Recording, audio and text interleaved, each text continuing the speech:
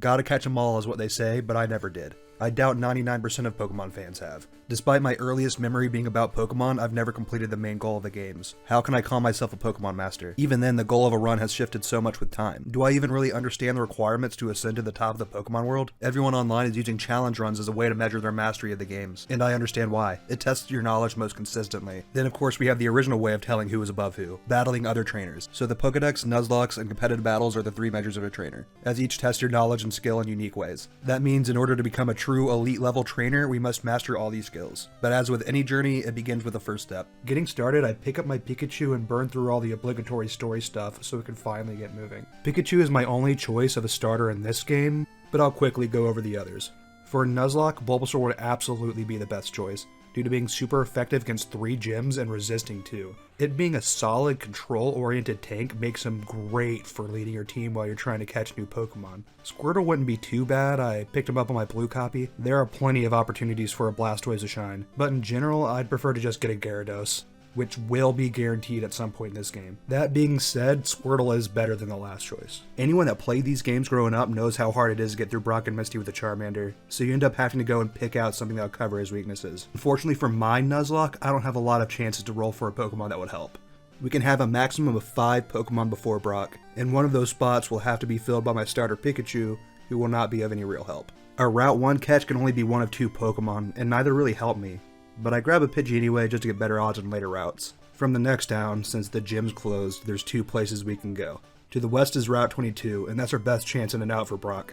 There are 3 Pokemon in there that can learn a fighting type move before level 12, which is the level of Brock's Onix that we're not allowed to level past. And 2 of the 3 are considered by pretty much everyone to be some of the strongest catchers in this generation, both Nidoran. And it looks like they actually got buffed in between the red and blue release and yellow, because they don't get early fighting moves in the main games. I recognize they needed to add more stuff to handle Brock, and this was their way of doing that, but I doubt they would have chosen these guys had they known how powerful they are. The Nidos are incredible. Anyone who's ever watched a speedrun of these games knows exactly how much weight these guys can carry. Right now I have a 60% chance of getting one of them at 30% apiece, and I have a 20% chance of getting the third option. Mankey wouldn't be terrible, but I'm not the best at Pokemon, so a lucky encounter here would be a huge weight off my back. But that only gets us to 80%, because the other 20 are things I don't want to catch, and would potentially be a reset for the run if I can't get past Brock.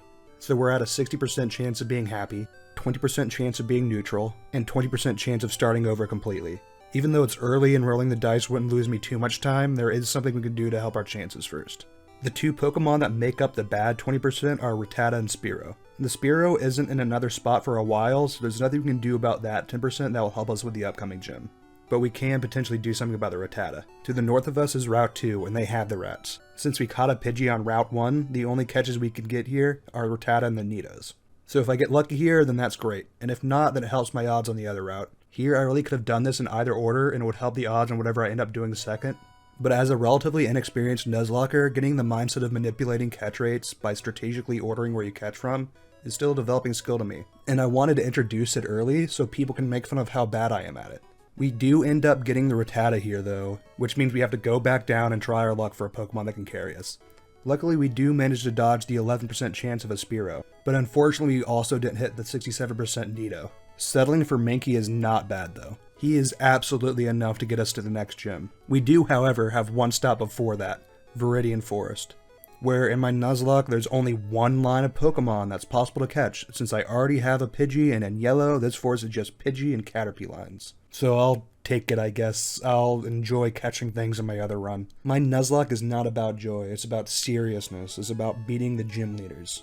Before we can actually do that though, I have to level all my Pokemon to the limit. So while I'm doing that, I'll catch everything up to this point in my other games. Right now there's nothing too interesting, no exclusive Pokemon. Everything up to this point could be caught in both red and blue, just occasionally with different odds. So I just caught everything in one game. It was pretty annoying walking back and forth hoping for a Caterpie for so long, but it's less complicated than having to trade over more Pokemon at the end. Plus both my red and blue saves have starters that delete Brock. So as long as I don't let my Squirtle evolve before I can trade it over, there's no stress catching them all yet. The Nuzlocke is also pretty much free for a while now since Mankey had no trouble breaking Brock.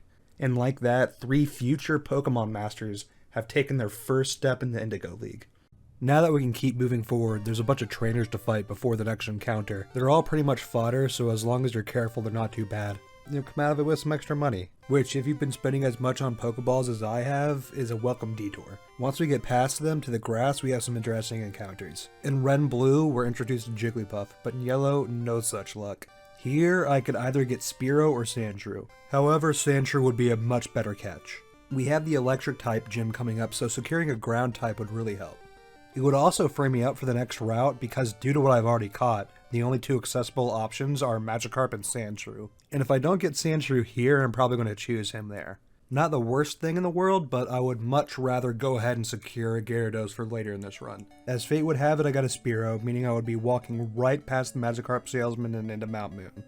Mount Moon being the first real dungeon feels a little lost on me. Anyone close to my age that's grown up with Pokemon is familiar with the typical early game Zubat cave that you have to navigate. And this is the birth of them. If you know your way through, it's not bad, and there's some pretty cool Pokemon in here. But if you're doing a Nuzlocke, unless you avoid encounters until you get to the lower floors, you're getting a Zubat just like me. Even then, the lowest chance of getting Zubat of any floor is still over half in Yellow. So I'd say just take your complimentary bat and move on. The rest of the cave is whatever. You get one of the limited amount of moonstones here, you get a fossil. I chose Helix for my Nuzlocke because some random tier list I found on Reddit said it was better. If you're playing Yellow, you get to fight Jesse and James. All in all, it's just an easy dungeon. Unless you insist on fighting every random encounter and trainer in one go, there's not much risk. On the other side of the mountain, we can go pick up our Route 4 encounters, including our guaranteed Sandshrew and Yellow. Plus, this route gives us our first Red and Blue exclusives. Red has Ekans and Blue has Sandshrew, which gives me an opportunity to explain these little markings on the Pokeballs. On each route of the game that this Pokemon is obtainable in will be colored in. And these things in the corner is how you obtain them, which is why you see me not catch any Pokemon with this symbol on it because it requires a fishing rod. Now that we're in Cerulean, we can head north to fight our rival. This can be a tough fight if you're under level, but Mankey made it really easy for me. He swept through everyone but his bird, and I had Pikachu to deal with that. Past him is Nugget Bridge, which was a big deal when I was a kid. I thought it was meant to be an actual challenge, but I was clearly just impatient. Because as long as you go back and heal if you need to after each fight, none of these guys are strong. And it all culminates in them inviting you to Team Rocket. You saying no, them attacking you winning, and them still loitering on the bridge like nothing happened. But anyway, on this route I get a Charmander at my Nuzlocke, because somebody up here just says he doesn't want his Pokemon anymore and gives him away. There were other Pokemon here that I could have actually caught, but since I've never gotten all the starters in Yellow, I kind of want to. And Charizard is probably better than most of the options here anyway. Continuing on, there's another gauntlet of trainers before Bill's house, where you help him with his freaky little project, and he gives you a very important ticket. Technically, there's one more thing we can do that will help us a lot with this gym, because just like the Charmander, you can get a gift Bulbasaur in Cerulean City. You just need to max out your Pikachu's happiness so the NPC trusts you enough to give you the Bulbasaur. Normally this wouldn't be too hard, just tedious. In other games I just bike back and forth with a Pokemon in front of my party and their max happiness in like 30 minutes. And that does kind of work in this game. But there's a way easier and faster method. If you just sit there for a few minutes using potions on your max health Pikachu, you get +5 happiness each time, and the potion will never be consumed. Fortunately, I did not know that until after I beat the gym. Pikachu took down the Staryu and paralyzed the Starmie, and then I switched out and Pidgeotto cleaned up. So luckily I didn't need the Bulbasaur. But I do have him for next time now that the 2 gyms he'd be most useful for are over. He can help a little bit on the next one though. Moving south, Route 5 has a handful of new encounters, but in Yellow there's only 2 I can get. Either Jigglypuff or Abra, and it's the same for the next route. Abra would definitely be a better Pokemon, but I'm much more likely to catch the Puff, so ideally I'd get her before I try the Abra. It doesn't work out like that though. I get an Abra in Route 5, but don't catch it, so now they're both available again in the next route, where I roll an Abra again, and don't catch it. But its teleport fails, giving me another shot, and that's all I need. This is a really powerful addition to our team. Psychic types are so good in this generation due to bad balancing and a mistake coding the typing chart. Essentially no weaknesses, and strong against everything. An undeniably great addition to my team. Moving down to Vermilion, we get another powerhouse. There's a fisherman in the northwest of town that gets you an Old Rod. And the only Pokemon you can catch with an Old Rod in these games is Magikarp, who as long as I don't let him die, will be on my Elite Four team. You can get him pretty much anywhere, and I chose here without thinking when this would be when I could get a Squirtle. I probably wouldn't have used him anyway, to be honest. I also grab a Drowsy in the route east of town, which gives me a backup Psychic in case I lose one of them. And then I go down to the SS Anne. Just like Mount Moon, it's a pretty standard dungeon, just easier to navigate. As long as you're careful, you'll be fine. Unlike in future remakes, there's nowhere to heal inside the ship, so you have to walk all the way back to the Pokemon Center every time, which gets annoying. Other than that, the only challenge was the rival. But at this point in the game, I was setting up my Pokemon to be ready for the gym, which had a cap of level 28 in yellow, because the gym leader has one level 28 Raichu instead of 3 lower leveled Pokemon like the other games, so I was comfortably over leveled, and only needed 2 Pokemon to take his whole team. He then lets me through and I get our first HM, Cut, allowing us to say goodbye to the SS Anne and all the items I forgot to pick up that are now permanently gone. Even though we just unlocked the gym, we don't have to do it yet. There is still technically more we could do. Like go and grab a Diglett to counter Lieutenant Surge, but that feels unnecessary. I know my Sandslash is going to one-hit KO the leader's Raichu, so I leave that encounter for now on my Nuzlocke.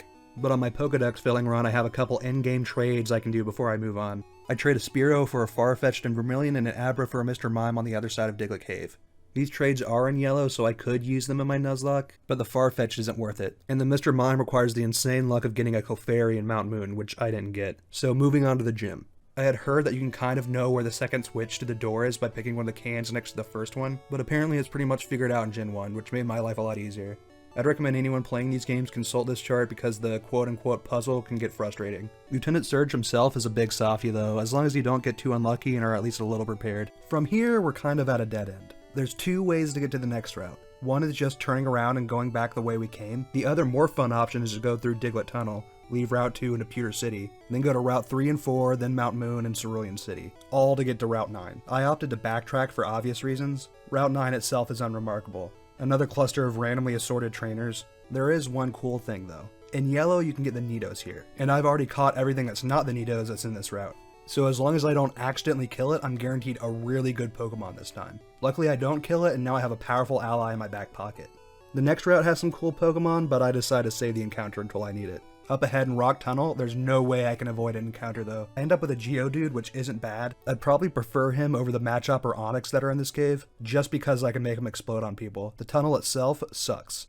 I've always hated the dark exploration areas in these games, and this is no exception. Either you have the route memorized from forever ago, or you walk around aimlessly, occasionally getting challenged by a trainer you didn't know was there. And these trainers are no joke. I lost 2 Pokemon to trainers self-destructing. First deaths of the run, and these guys are valuable. Rest in peace to them. We don't have time to mourn though, because we're moving south to Lavender Town, which is pretty much useless to me at the moment. We can fight our rival, but we can't actually do the quest here until we do a little more. So we head west to Route 8. A ton of trainers here, which gets pretty frustrating since you end up having to pass through this route a few times. And we'll keep running into trainers you haven't fought. The actual Pokemon are interesting here though. In my Nuzlocke, the only thing I can pick up is a Jigglypuff, but in Red and Blue you can get Growlithe and Vulpix, which I used to think were the coolest Pokemon ever when I was a kid. They're also the first fire types you can catch in Red and Blue, and it makes sense why. They're just a way to help you set up for the grass gym. If you're doing a Nuzlocke hunting for these guys though, you're going to need some luck. They have a low appearance rate, and you could easily get hit with a Roar first turn and lose the encounter entirely.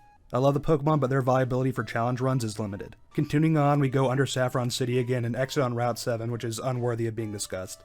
No trainers, the whole route is just an optional patch of grass, and there's no new Pokemon. In my Nuzlocke, there was not a single encounter because all the Pokemon were dupes. It's little more than just a hallway to get to Celadon City, which is disappointing because Celadon is one of the coolest places in the game. It's absolutely the most dense with features. The giant Pokemart is great for getting everything, TMs, evolution stones, anything you've been wanting all game. The game corner has some really interesting Pokemon too. I've tried to earn the coins legitimately a bunch of times in the past, and it sucks, so I won't be doing it. In my Nuzlocke, I just got the free Eevee at the top of the tower as my encounter, and for my Pokedex run, I cheated. Infinite money cheat code. I only got the Porygon though, since the other 2 Pokemon can be found legitimately somewhere else in the game. Normally I don't like cheating, but there are some times when it just makes sense. Fighting RNG for hours without getting any knowledge doesn't make sense. In general, I think these games benefit a lot from quality of life changes.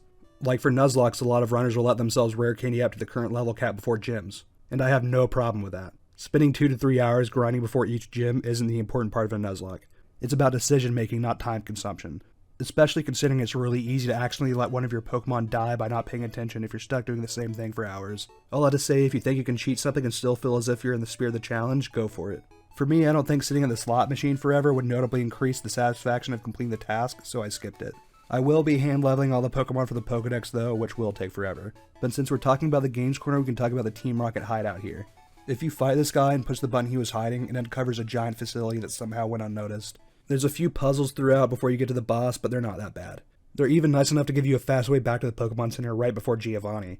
The fight itself can be rough if you don't have anything for rock types, and I had just lost my only 2 Pokemon that were strong against rock in Rock Tunnel, so I was a little worried. Luckily though, Psychic type is completely busted in this generation. This gives us the Sylph Scope and enables us to take on the Pokemon Tower back in Lavender Town. This is one of the cooler dungeons in my opinion. The fights are easy to counter. They're basically just knowledge checks to see if you're dumb enough to use a normal type move against a ghost type. The items throughout are pretty good, and Cubone and Ghastly are cool designs. At the top you might get caught up with Team Rocket and need to go back and heal a couple times. But in yellow it's just Jesse and James, and they're too easy. After getting to the top and talking to the old man, we get the Poke Flute, which gives us a great encounter in Snorlax and opens up the map a lot. But we're not worrying about that yet. We've done enough side questing before the next gym. Back in the south of Celadon City, we have the Grass Gym. I'd recommend stocking up on antidotes before coming here. The trainers aren't that bad, but this is the first gym where there's required trainers before the leader. All the others, you could just walk around them, so there's multiple opportunities to lose Pokemon here. By this point in the game though, you should have a couple options to handle grass types. The next two gyms are going to require a little more planning though. Both the Psychic and Poison type gym leaders have the same level cap, and the one after them is only a few levels higher, so I'd like to be able to get as much setup as I can done before even touching the gyms. The biggest thing we need to get done is in Saffron City, the place we've been having to take tunnels under because the guards won't let us in. But in Celadon, at the top of the department store, you can buy them a bribe, so we're finally let through. The city itself is overrun by Team Rocket, and to get rid of them we have to clear the giant building in the middle. This dungeon's a little harder to navigate and took me a while on my first try. You can use maps or whatever, but I didn't think that was necessary. After a bit of trial and error, I got it down and was able to easily recreate my route in my other two playthroughs. You grab this, then open this door, then it's a straight shot through the portals. Here we get a pretty hard rival fight, where you're rewarded with a gift Lapras, before having to fight Giovanni again. He's definitely more of a threat than last time, but his lack of type diversity ruins him. After he's gone, we get our Master Ball and can move on. The gym and dojo are open now, but I'd like to get more done before I let myself get to the level cap. There's two ways to Fuchsia City from here. One is back in Celadon, the entrance to the bike road, which is probably the easiest way down. Half of it literally auto-paths you through the route. The other way is south of Lavender and east of Vermilion. And this is the way I wanted to go, for no other reason than I just came from Celadon and don't want them to think I'm weird for coming back so soon. Either direction gets us a Snorlax though, and he is not an easy catch. I got kind of lucky in my Nuzlocke, but it took so long on my Pokedex run, I ran out of PP and had to stall by using Pokeflute's end battle effect to burn turns. Every time you get him low, he rests, and the only thing my Venusaur had to damage him safely was Poison and Leech Seed, and by the end it was just Leech Seed. It was worth it though, since he's the only value on this route other than the Super Rod. There's two more routes before we get to the next town, and they're not too exciting either. On my Nuzlocke, I'm stuck with Oddish, Bellsprout, and Venonat as my encounters. At least in Red and Blue, we get a Ditto. The trainers in these routes are fodder too.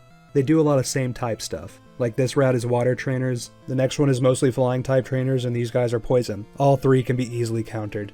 Once we made it through, we finally enter Fuchsia City. We could go grab anything we missed by not picking the other direction first, or we could explore the Safari Zone. And of course I picked the more fun option. This town has a good rod too, which is the last thing we need to get everything we want out of the Safari. For the Nuzlocke, I realized I had a 100% chance of getting a Dratini, which isn't the best thing I could get, but it's definitely better than the worst thing I could pull. Not that it matters though, because I accidentally stepped in grass and got a Nidorina, which is probably still the best thing I could get even though I already have a Nidoking. I could see having both Nidos with me in the Elite Four.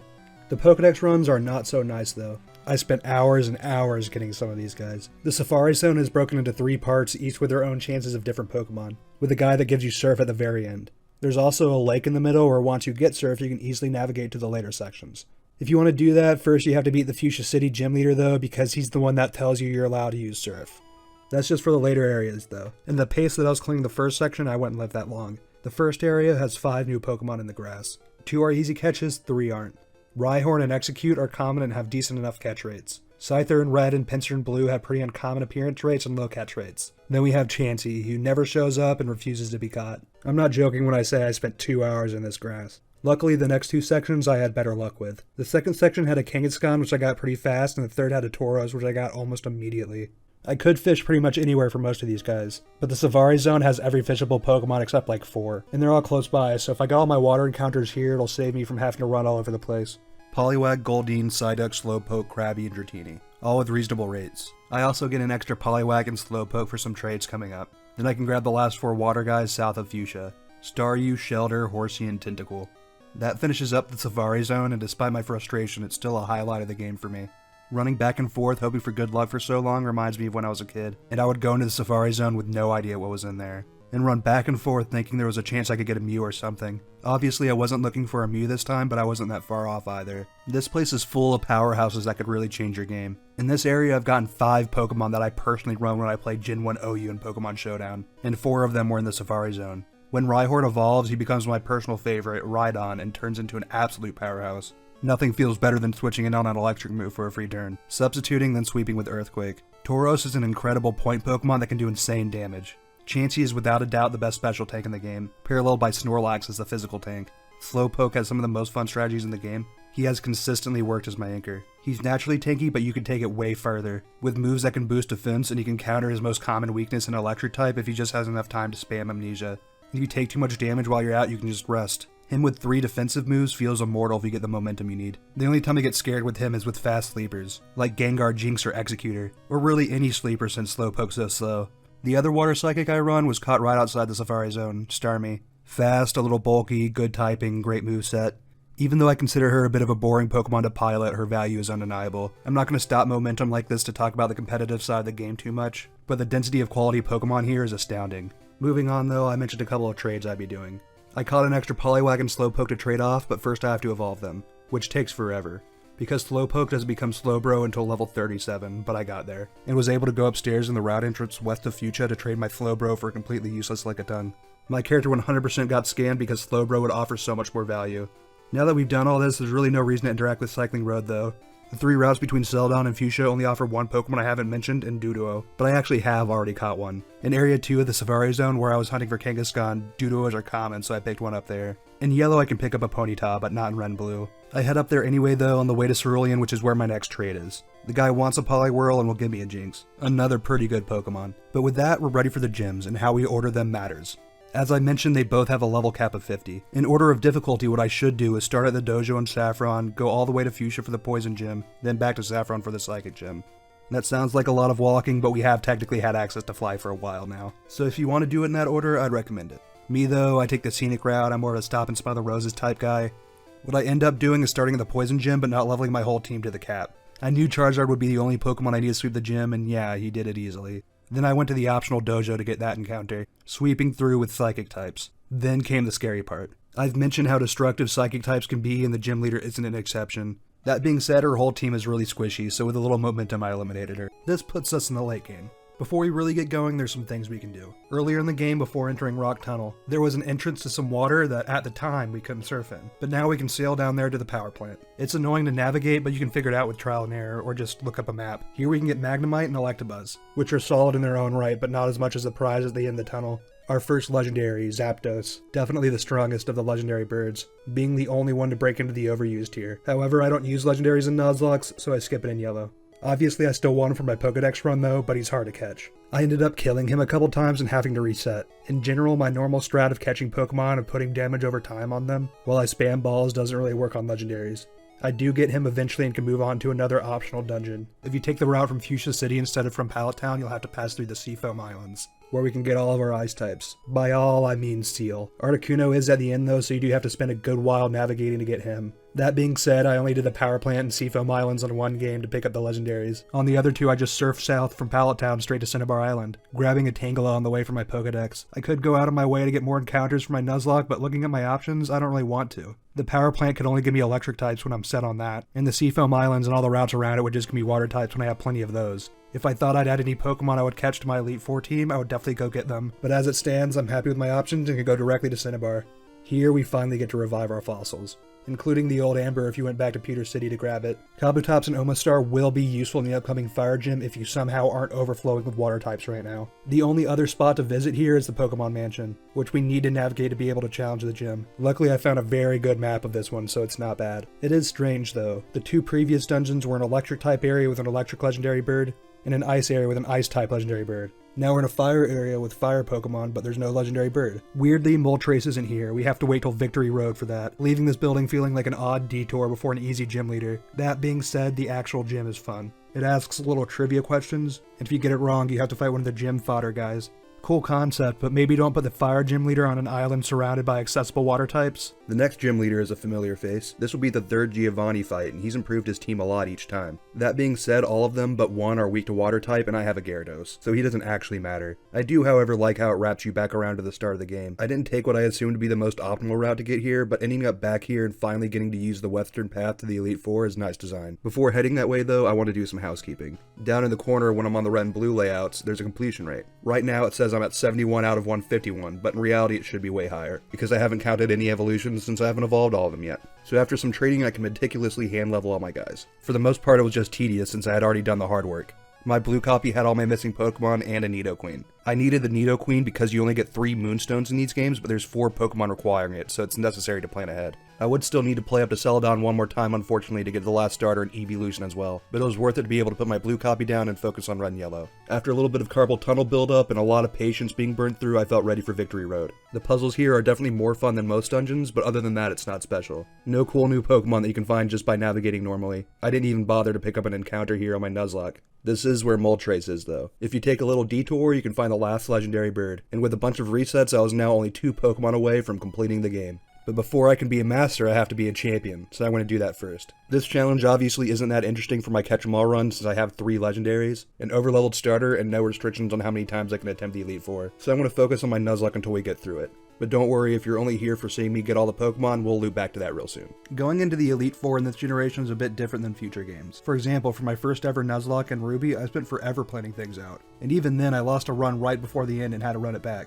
But here you can kind of wing it at this point. I definitely put some thought into my team, but not much. Countering each leader seemed so direct that playing mind games felt unnecessary. I sat there for a while at my box thinking about my ideal squad before deciding on this, but even then a couple members of my team were essentially extras. Despite being less than satisfied with my thoroughness, I spent all my money on healing items for between the fights and got started.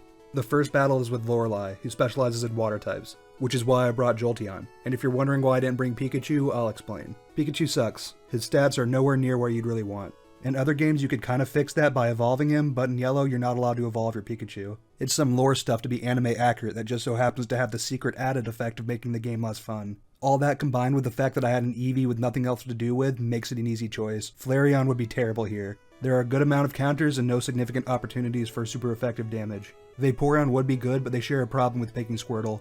I'd rather just run Gyarados, so I'm set up to sacrifice nothing but a party slot for this Jolteon, and he invalidates an entire member of the Elite Four. Absolutely better than Pikachu. The next member of the 4 we need to fight is supposedly Fighting type, but he runs a couple Rock types too. Going into the fight I was hoping to use my Hypno on the Fighting types and Gyarados on the Rock types, but Gyarados is strong enough that spamming A worked, so I didn't have to devolve to such a loser strategy like planning. Who needs the ability to think when you have this guy? 2 out of 4 members down and the next one's looking like a cakewalk because as long as you have a Psychic type, you win here. I'm sure many of you have seen rundowns on how the type chart is broken, so I'll be brief when I explain it. Ghost is meant to be super effective against Psychic, but they messed up and now it's the other way around. And sometimes that messes up the AI too. All that to say, I had a Hypno, so I won. Finally, we have the Dragon type guy. This one is a bit scarier. If you came in with a Pokemon with an Ice move, you might be in a better spot than me, but I ended up having to switch around a good bit, and even had to give up my Jolteon for a switch. It really shouldn't matter. 5 Pokemon is enough to fight the champion.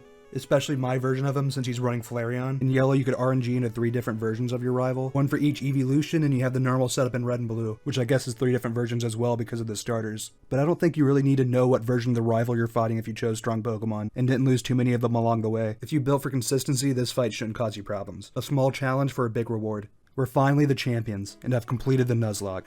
Big love to my whole team, I treasured all of you. Even the ones I didn't use, but it's goodbye to them because the only thing that matters now is the Pokedex. We're currently 2 Pokemon away from completion. Well, technically 1, because they give you the reward for completing a Pokedex even if you don't catch a Mew since it's not actually available in the main game. But that's no fun. I'm gonna catch him anyway. First is the guy I don't have to cheat for though. North of Cerulean City is a cave only accessible in the post-game that offers very little. There's Pokemon that you might not have caught in the Safari Zone that show up here, and in Yellow this place is where you get Lickitung. But for the only piece of post-game content, I found it feels a lot like normal game content.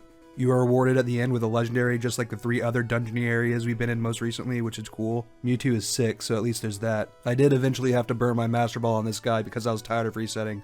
Despite it being a desperate move, it's enough to give me a technically completed Pokedex. We got the little certificate, and yes, this is the entire reward for completing the dex, but that's not enough, because there's still 1 guy left. There are a handful of ways to get this Mew character. Trading, events, cheats, or glitches. And honestly, I think all are valid considering events are never going to happen again. There's pretty detailed guides on how to create the glitch if you're a purist, but it's up to you. I just wanted him and didn't care how. Mew and Mewtwo are super sick, and if you're going to pick one piece of trivia that people know about the Gen 1 meta, it's that the Mews make up the entirety of the Uber tier. Unfortunately, I don't really have enough first-hand experience to explain why, but there's some good videos on the topic. I'd love to have played some Ubers, but the way Showdown works for supporting old gens is to keep overused around consistently with occasional opportunities to play other formats. To be honest, the competitive side is what I've enjoyed learning about the most while making this video. The Nuzlocke and Pokedex stuff is fun too, but more in a sense of accomplishment way rather than a really hype moment way. It's cool that I can confidently Nuzlocke Gen 1 and that I know where and how to catch every Pokemon. I loved every second of scraping Bulbapedia, but then once the plan's made, I start rushing through it so I can get to making the next plan. In general, I would have enjoyed myself more if I had slowed down and were less invested in scripting every encounter. My mindset towards these types of runs has improved after doing all this.